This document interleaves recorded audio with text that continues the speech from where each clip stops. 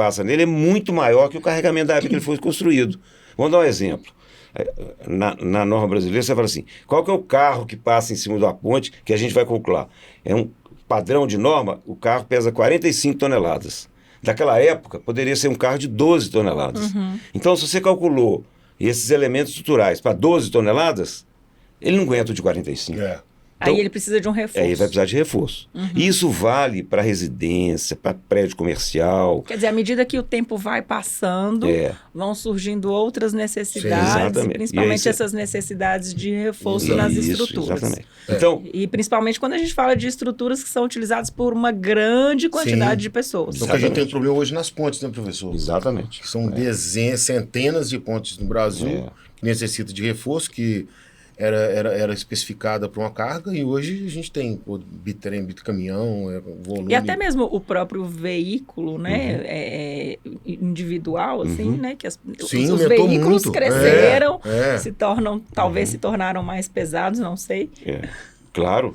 Então, veja bem, a norma estabelece as cargas para veículo, para laje de prédio, todo tipo de carregamento. Você vai calcular uma arquibancada, tem a carga. Você vai calcular um ginásio, salão de festa, um salão de ginástica que tem muito. Aquilo ali tem um outro fator que tem nessas cargas, por exemplo, impacto. Sim. Carga móvel tem impacto. Isso afeta a estrutura. Às vezes a gente vê assim, você está num edifício que é comercial, mas não necessariamente esse edifício foi pensado para ter, vamos supor, uma sala... Uma academia. Uma sala de luta. Isso, exatamente. Que a pessoa cai no chão e chute, soco, né? E a academia também, como o professor falou, tem muitos prédios aí que colocam academia. Tem que reforçar, né? Se não reforçar... Então, tem uma coisa interessante que é importante falar, é o seguinte... Tem as patologias que acontecem nas obras. Quais seriam as direções disso? Primeiro, obra muito antiga sem manutenção nenhuma. O corpo humano não desgasta, o coração vai embora, você vai acabando. A obra também é assim, vai desgastando. Ela tem que ter manutenção. Se ela não tiver manutenção, algum dia você vai fazer, aí que entra o reforço estrutural, porque ela já está com tanta patologia que ela não vai aguentar os carregamentos que estão nela. E é muito comum, né, professor? Muito comum. Essa questão assim, das pessoas, principalmente eu acho que no residencial, mas não somente, essa falta de visão de que você, quando tem uma construção, você vai precisar de diversos tipos de manutenção. Exatamente. Então, você pega, por exemplo, uma outra coisa. Então, nós estamos falando de patologia de manutenção que não foi feita. Mas você tem uma obra que você tem um salão lá que tem pilar no meio da sala que está atrapalhando a destinação que o cara quer. Então ela fala assim, não tem jeito da gente tirar esse pilar, não? Para ficar um vão maior?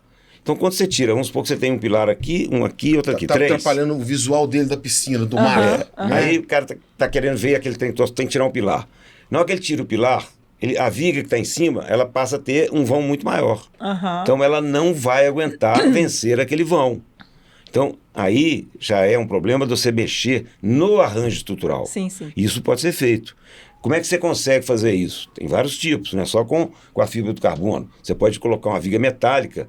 A viga metálica tem muito mais facilidade de vencer vãos maiores do que o concreto armado.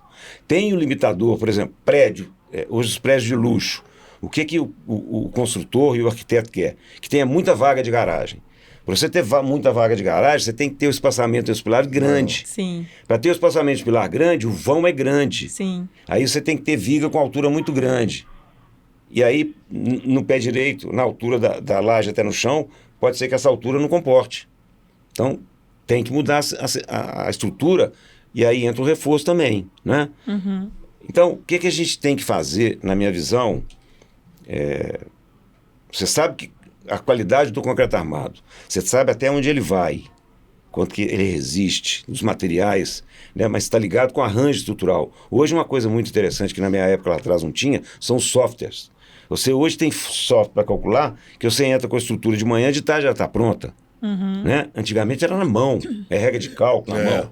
Então, você tem um software bacana, você pode pensar em resolver o seu problema com vários tipos de solução, porque você joga um tipo. Rodou, não, agora eu vou experimentar, em vez de laje maciça, eu vou fazer laje nevurada. Joga de novo, roda de novo. E aquilo ali é rápido, né? E te dá o retorno. Você consegue ter uma visão mais ampla das soluções. Mas tem uma preocupação que eu gosto de frisar sempre. A maioria das pessoas acham que se você tem um software, um computador, você jogou ali, apertou o botão, sai o resultado. Não é assim. Não é assim. Não é assim. Tem que ter o outro lado, que é quem sabe ler. Não é? Você tem que saber entender a estrutura. Interpretar Tem ela. várias... Toda informação tem esse outro lado. E outra coisa, que é quando o quem calculista idealiza uma construção, um projeto, entrega para a consultora vai executar, né? E aí ela fala assim, tem confiança no calculista, o calculista dela há muitos anos, mas errar é humano. Né? Claro. Você lançar uma estrutura e errar é humano. Aí constrói e depois descobre, já está construindo que teve um problema. Como é que resolve isso? Só com reforço. Não é? Então, e quais que são as principais limitações das estruturas de concreto convencional, né, que exigem esses reforços adicionais? não, se você faz uma estrutura de concreto, dimensionou dentro da norma, dimensionou o tanto de concreto que precisa, dimensionou o tanto que aço precisa, não tem que fazer nada, está tudo certo. Mas se você dimensionou errado, colocou menos concreto, colocou menos aço, vai aparecer patologia, que a gente fala patologia é fissura, trinca. Na hora que aparecer isso, você tem que saber por que apareceu, né? Se ela vai continuar evoluindo, porque se ela continuar evoluindo, ela pode ir ao colapso. Aí você tem que escorar a estrutura para poder depois resolver o problema do tipo de reforço. Mas eu queria falar um ponto importante também que tem na norma, que é o seguinte, você vai executar um projeto, fez uma consultora, um órgão do governo, contratou você para fazer um projeto.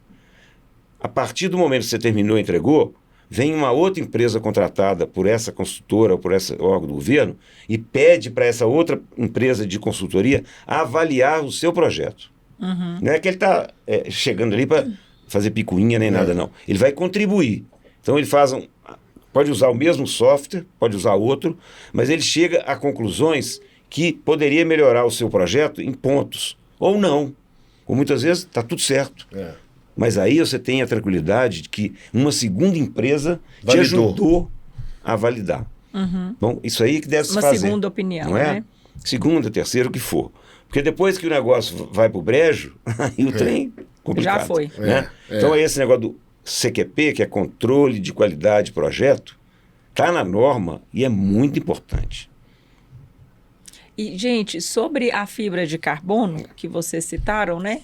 O que é a fibra de carbono e como que ela funciona no reforço das estruturas? Então, eu queria falar só um negócio antes de passar para o Rodrigo. O Rodrigo é especialista aqui. O que a gente faz, então?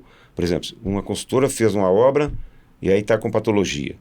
Então, ela chama um engenheiro que tem conhecimento de estrutura, expertise, vai lá fazer a vistoria. Né? Então, você chega... Olha o que acontece nas obras brasileiras. Tem muita estrutura de obras de ponte. As do governo, então, tem demais. Você vai nos órgãos e fala assim, cadê o projeto dessa ponte? Antigamente era no papel vegetal, não tem. Não guardou. Isso tem aos montes. Então, você vai fazer uma vistoria numa obra que está cheia de patologia, né, que vai ter que ser reforçado, a primeira coisa que você tem que pedir é todos os dados daquela obra. E muitas vezes não tem dado nenhum. Por exemplo, a fundação do prédio é um tubulão. Cadê a sondagem para verificar se está certo? Não tem. Aí você tem que mandar fazer outra. Então, o importante é o seguinte, que você vai na obra, faz o diagnóstico de todos os tipos de patologia que existem ali, todos, porque são vários tipos, não é um só. Aí você faz um laudo disso aí, e você pode recomendar o tipo de terapia. Está vendo como é igual médico, igual corpo humano? Igual médico, exatamente. Você faz a indicação das terapias, porque não é uma só. São várias. São várias. Então, você faz o indicativo para resolver o problema ali, se é problema de vão, se é problema de carga, se é problema de desgaste. Vai no laudo sair isso. Com este laudo, aí a empresa vai contratar um projeto para fazer o reforço estrutural. Né? E tem vários tipos. Nós hoje aqui vamos falar da fibra de carbono, que é uma recuperação estrutural que hoje está ganhando facilmente. Por quê? Porque ela tem várias vantagens em relação a outro tipo de material. Sim, sem dúvida. Pode falar. Inclusive velocidade, né?